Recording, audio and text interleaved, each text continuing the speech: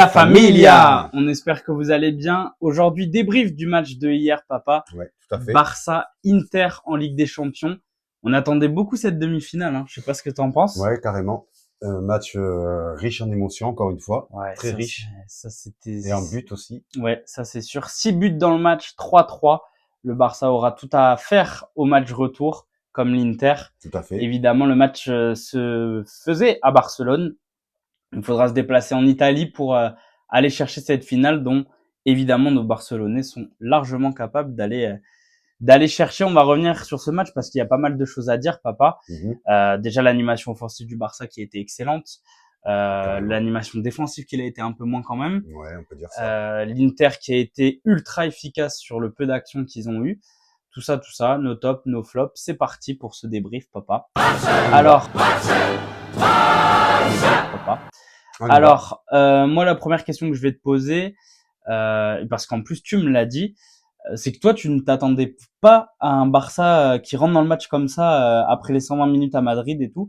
Tu t'attendais pas à ce que le match se passe comme ça? Non, pas du tout. Je m'attendais pas à un match comme ça. Je m'attendais à un match un peu plus posé, je veux dire, avec moins d'intensité de la part de nos Barcelonais.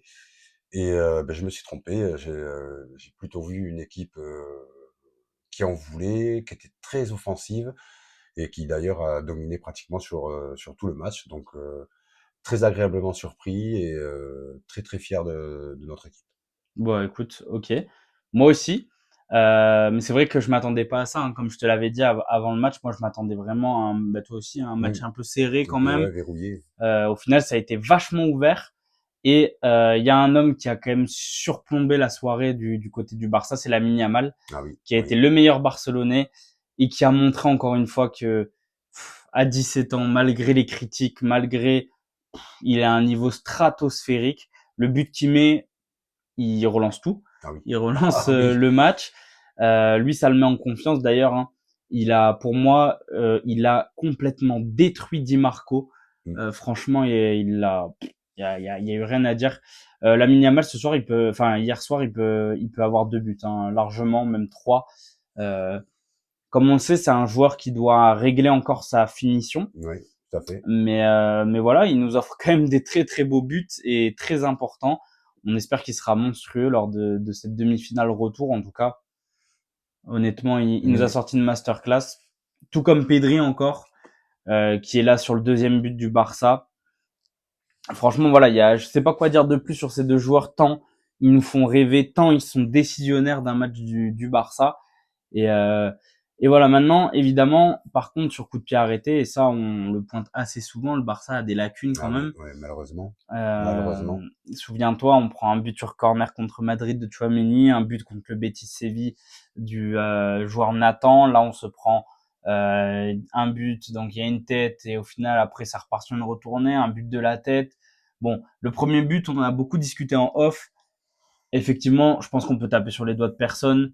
À la limite, Koundé peut-être qui relance le ballon chez les Interistes, mais bon voilà, Inigo Martinez qui glisse vraiment au moment pratiquement de la passe. Pour moi, c'est de la malchance. Pour moi, c'est de la malchance parce qu'on voit très bien qu'Inigo Martinez, il est bien placé, donc il est vraiment devant. Comment il s'appelle? Thuram, pardon, merci, Marcus Thuram. Il est devant, donc il glisse, c'est foutu. Chesney est derrière.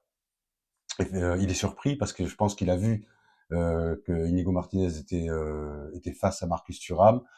Donc je pense qu'il pensait qu'il allait lui prendre la balle. Bon, on peut dire qu'il aurait pu anticiper, mais là franchement, il glisse, que personne ne peut anticiper ça.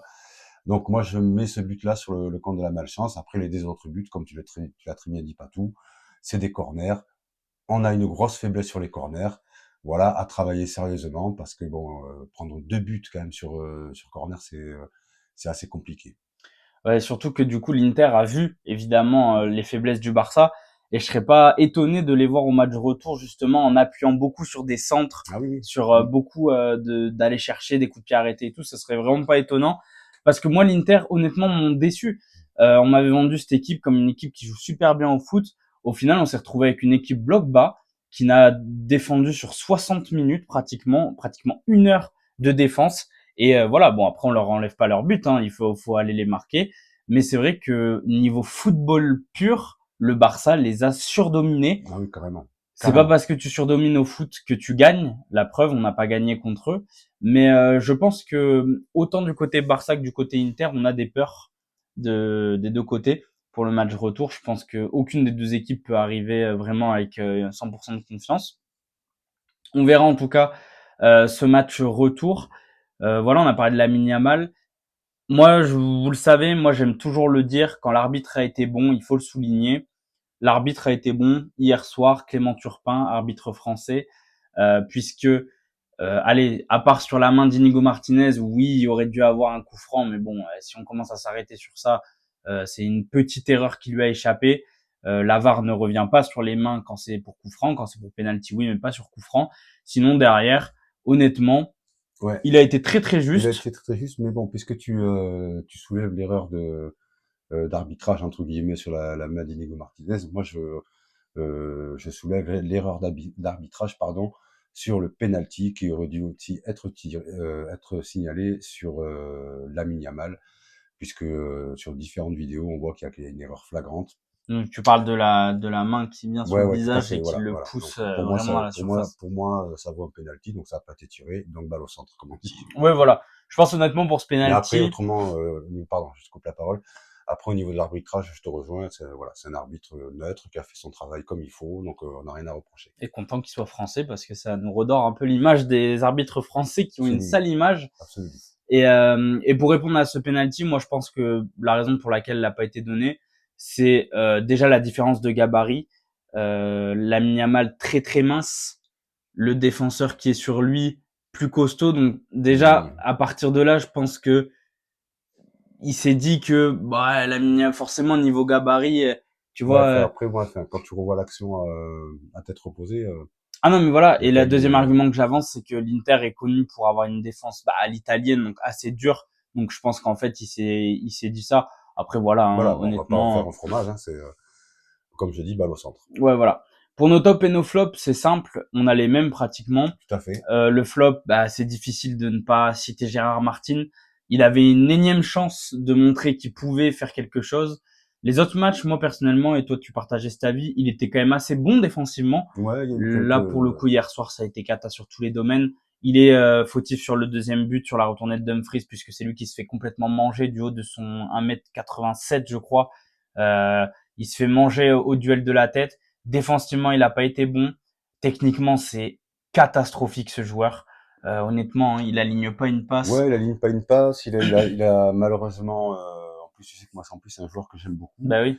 Mais là, il m'a déçu. Donc sur les points que tu cites, également sur des relances. Voilà, il y a pas de prise de risque. Dès qu'il a le ballon, ben on a l'impression qu'il est paumé. Donc on dirait qu'il passe au premier venu. Il y a pas de stratégie, il y a pas de lecture de jeu, je trouve. Et on l'a bien vu sur ce match-là. Pour moi, il a pas encore le niveau, malheureusement. Et on le voit la différence avec Baldé, par exemple. Exactement. Qui Baldé, oui, il va faire beaucoup de passes en retrait, etc. Mais d'un coup, il peut te mettre un coup d'accélération et te surprendre. Gérard Martin, il n'y a pas un seul moment où tu es surpris. Tu te dis, contrôle, passe à l'arrière, contrôle. Et même comme tu dis, on dirait qu'il est soulagé et qu'il a une sorte de satisfaction de réussir ses passes simples. Ouais, il a peur. On voit même presque sur le visage, il a peur. Donc, des fois, il y a des couloirs, il en profite pas. Donc, comme tu dis, dès qu'il a le ballon, son objectif, c'est vite de le rendre, pour peut-être, fuir ses responsabilités. Je sais pas. Oh bah oui, c'est clairement pour se dire, ben voilà, moi, je perds pas le ballon, on pourra pas me dire grand chose, mais bon. Là, à un niveau pareil, il faut savoir prendre des risques, il faut savoir lire le jeu. Pour moi, il n'a pas le niveau, hein, pour l'instant, en tout cas, sur cette Ligue des Champions. Ou en tout cas, ouais, c'est contre les grosses équipes. Après, contre les petites équipes, voilà, il pourra toujours dépanner. Peut-être. Mais voilà. La bonne nouvelle, c'est que on a eu l'info. Baldé revient ce week-end contre Valladolid, ça fait plaisir. Et donc, normalement, titulaire contre l'Inter. Donc déjà, on aura ce point en moins. Au niveau des flops, on met tous les deux un petit Rafinha. Non. Alors, en flop? Ah oui, en flop. Alors après, compliqué pour ma part de le mettre total en flop parce qu'il est quand même moteur d'une passe décisive assez belle de la tête. Il est quand même sur une énorme frappe qui vient mettre un contre son camp. Donc il est quand même impliqué sur 2 buts sur 3. Donc compliqué de le mettre en flop, mais flop, vous m'aurez compris, c'est dans le sens où dans le jeu, par contre, il est inexistant. Voilà, mauvais choix, ralentit le jeu. Voilà, il sent pas bien les coups, des contrôles manqués, etc. Et je trouve que c'est un joueur finalement avec du recul qui a pas tant de grandes palettes que ça dans sa technique, dans le sens où il va pas dribbler, il va toujours faire à peu près les mêmes choses. Donc voilà, petit flop pour Rafinha. Alors moi, je mets également un petit flop, pas pour les mêmes raisons que toi. Alors effectivement, il sait pas, comme tu dis, c'est pas un joueur qui a une énorme palette de dribble ou quoi que ce soit. Polyvalence. Mais voilà, ça reste quand même un grand joueur. Et là, on voit que c'est le dernier match. Bon, il est un petit peu absent. Mais voilà, c'est pour ça que je mets un petit flop. Après, voilà, ça reste Rafinha. On sait qu'il est capable de beaucoup plus que ça. Oui. Parce que lui, là, par contre, il a une lecture de jeu impressionnante. D'ailleurs, on l'a vu sur le but sur Ferran Torres. Il aurait pu lui tirer directement de la tête. Non, sur ça, il a préféré passer. Donc voilà, ça reste un grand joueur. Il est en deçà là en ce moment.